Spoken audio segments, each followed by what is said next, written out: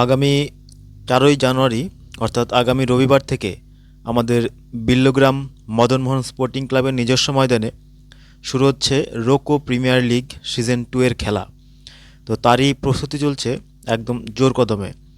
পিচটা কিন্তু এবার খুব ভালো করা হয়েছে।